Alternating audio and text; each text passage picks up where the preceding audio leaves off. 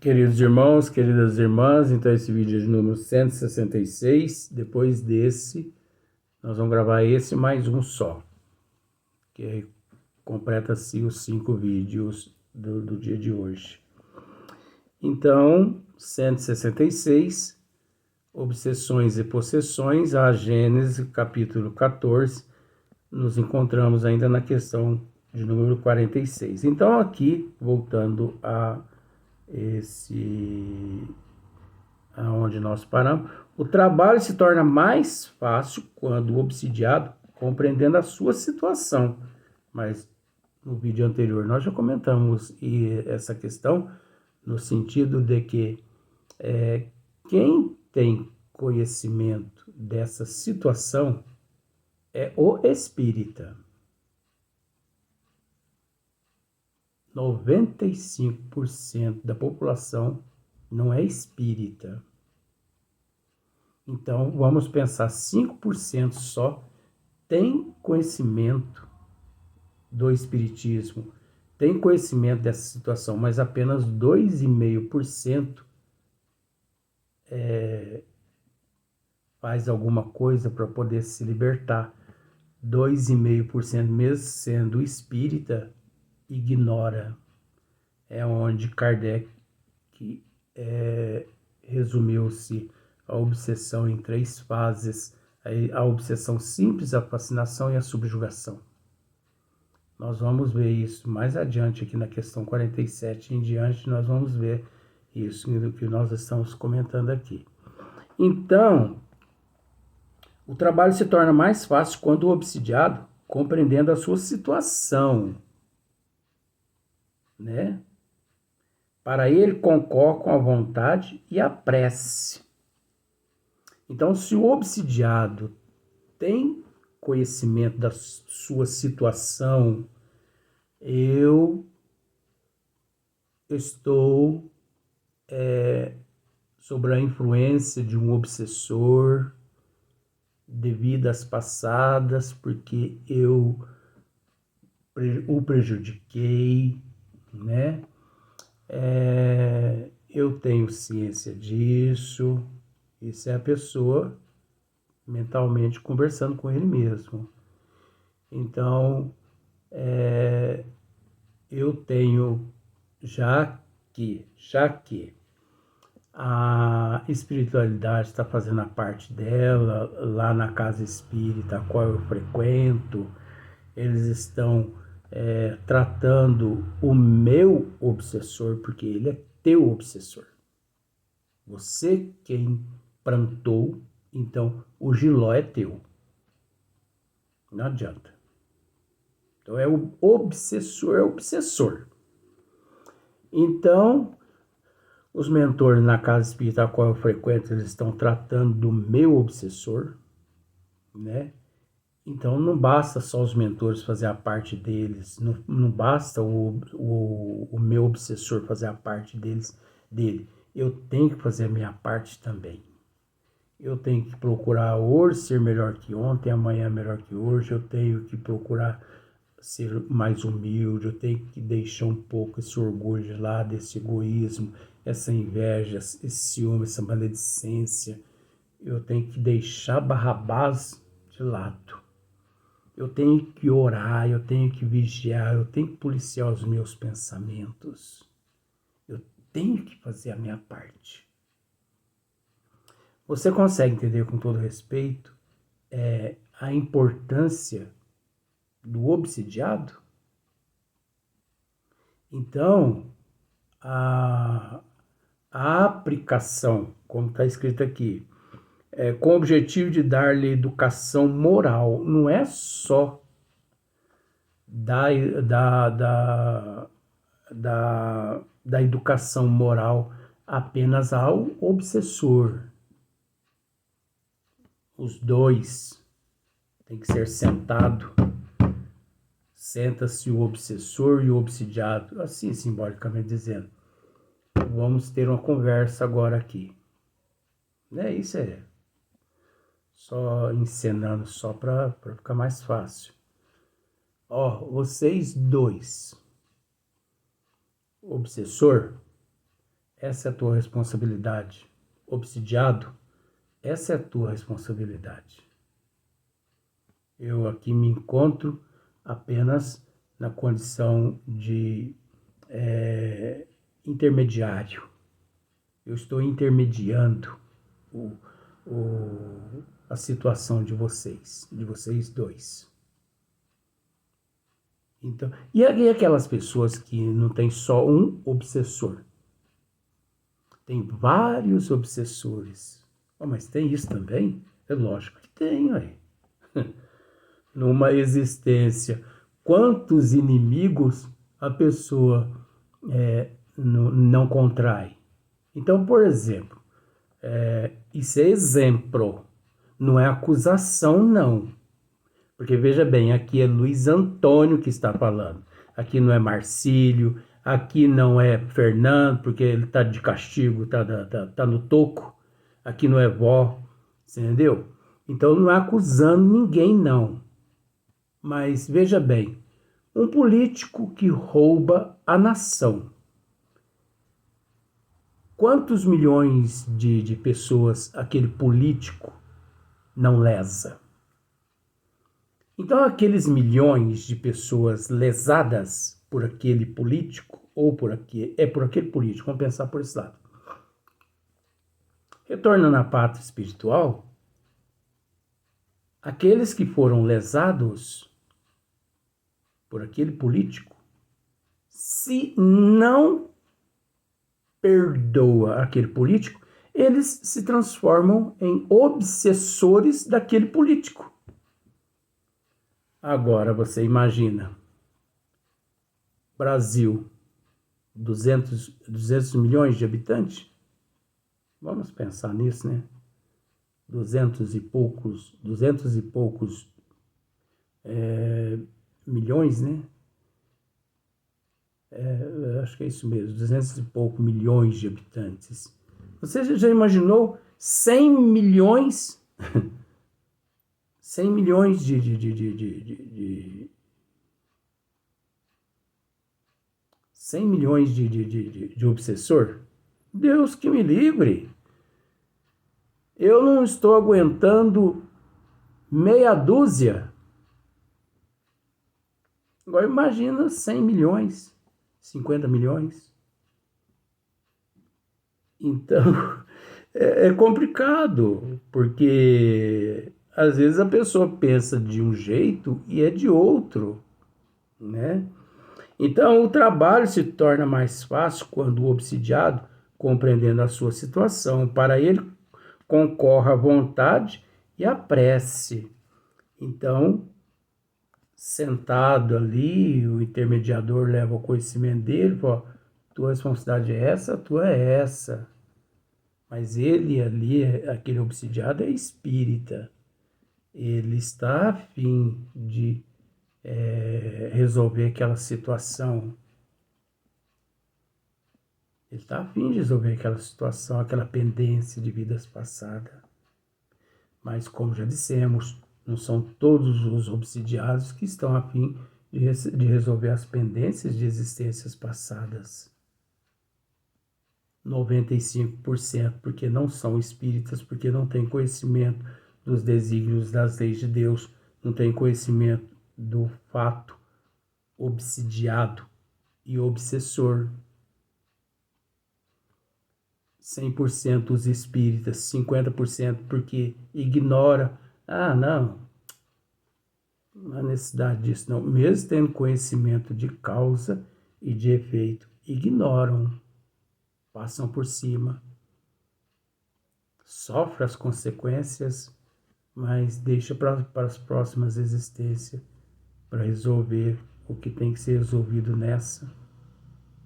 Deixa para as próximas existências. Então, para ele concorre com a vontade e a prece. Outro tanto não sucede quando, seduzido pelo espírito que o domina, se ilude com relação às qualidades deste último e se compraz no erro a que é conduzido. Tá vendo só? Olha só, vamos ler novamente. Outro tanto não sucede quando seduzido pelo espírito que o domina. É o outro que não tem conhecimento. Outro tanto não sucede quando seduzido pelo espírito que o domina, se ilude com relação às qualidades deste último e se compraz no erro a que é conduzido. Porque então, longe de a secundar, o obsidiado repele toda assistência. É o caso da fascinação infinitamente mais rebelde, sempre do que a mais violenta subjugação.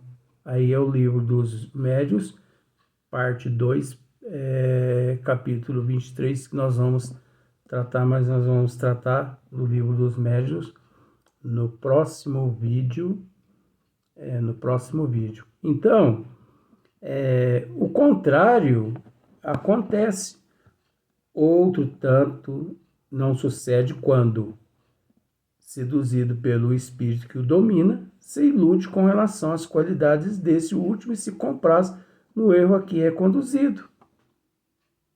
Então, o indivíduo, 95% da população, se compraz no erro, que são seduzidos, né? Que são conduzidos, eles se comprazem. Então, eles aceitam, admitem. Então, não estão nem aí, não se preocupam, né? Uns não têm conhecimento. Então, ele se compraz naquele, aceita, admite, ignora. Outros porque não têm conhecimento mesmo, por isso encontra naquela situação, como no caso de outras religiões, não tem conhecimento de obsessão, obsessor, não é? Porque então, longe de a secundar, o obsidiado repele toda assistência. É esse caso que nós estamos comentando. Porque o obsidiado, ele repele, nesse caso, o obsidiado, ele repele toda assistência. Você tem, por exemplo, você tem um amigo católico. Vamos pensar assim. Você pega e fala para ele assim, você é espírita e você tem um amigo que é católico. Então, você tem conhecimento do que significa obsidiado e obsessor. Ele já não tem conhecimento do que é obsidiado e também obsessor. Mas você leva ao conhecimento dele, olha, por que você não procura uma casa espírita assim para você receber uma assistência, né, da providência divina, assim, dos mentores espirituais? Deus que me livre! Vou mexer com todo respeito, porque eu sei que você é espírito, mas eu não mexo com essa doutrina não, porque essa doutrina é a doutrina do demônio. Então ele repele. E quando você leva o conhecimento dele, por que você então não procura um psiquiatra? Deus que me livre, está me chamando de doido, de louco? Então você está fazendo de tudo para a pessoa se espiritualizar, mas a pessoa não está fazendo por onde de merecer. Ela não está fazendo nada para merecer aquele esforço, aquele trabalho teu, né? Então, porque então, longe de a secundar, o obsidiado repele toda assistência. É o caso da fascinação. Ele repele toda a assistência, né? Principalmente no caso da fascinação. Ele não acredita. Ele não acredita no que você está dizendo, ele não acredita em certas coisas. Infinitamente mais rebelde sempre do que a mais violenta subjugação, que encontra-se no livro, parte 2, Livro dos Médios, no capítulo 23, que no próximo vídeo nós vamos buscar o livro dos Médios, capítulo 23, e nós vamos tratar da fascinação e também da subjugação, porque